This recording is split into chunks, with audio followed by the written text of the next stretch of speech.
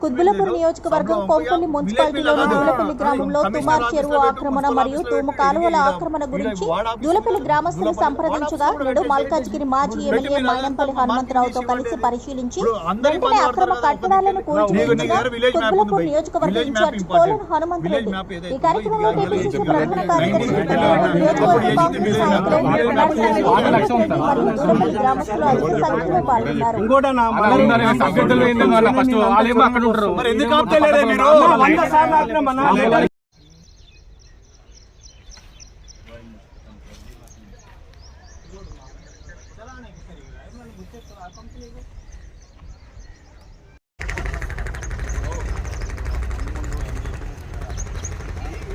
మొత్తము 3 దాకా తీసుకొచ్చారు కూడా ఇప్పుడు మనం ఏమన్నా అంటే మనం పడతాం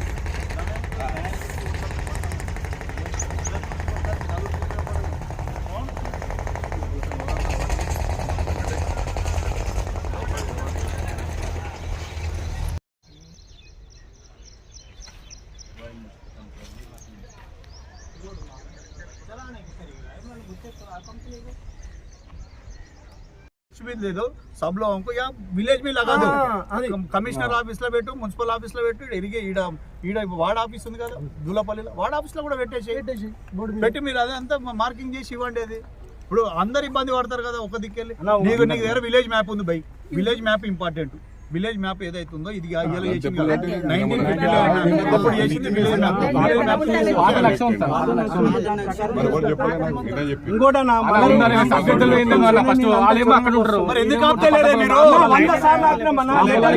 కాంగ్రెస్ పార్టీ కంకణం కట్టుకుంది రైతులను కాపాడటానికి.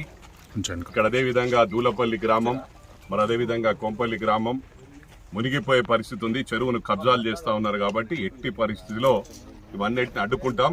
గత ప్రభుత్వం కాదని చెప్పి కూడా ఎవరైతే కబ్జాదారులకు హెచ్చరిస్తా ఉన్నాం.